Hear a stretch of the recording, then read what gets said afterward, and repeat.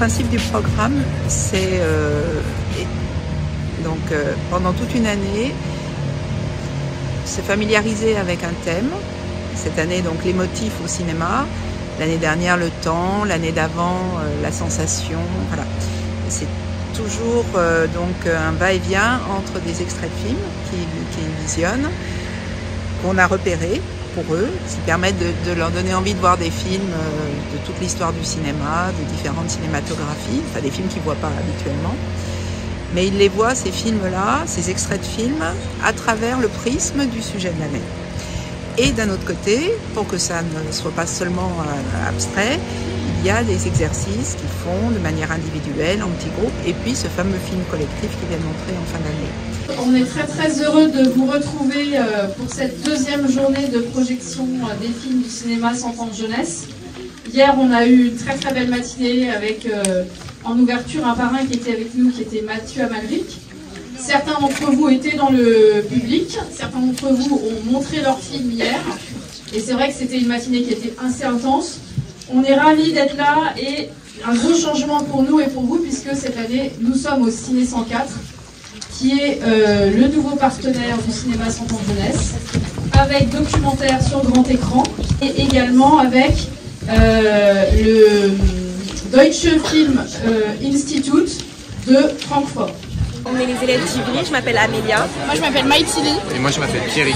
Alors on est venu présenter hier notre projet de l'année sur le motif pour le cinéma 100 ans de jeunesse. Et aujourd'hui on est revenu en petit comité pour continuer de voir les films. On a des Brésiliens. Voilà. On a des Français, on est obligé de leur faire. On a des Français.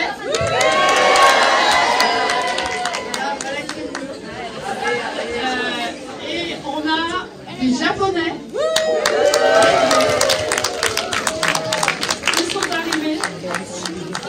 Donc on a plein de nationalités. À côté, il y a des Allemands. On a participé à Cinéma 100 ans jeunesse, c'est notre deuxième année.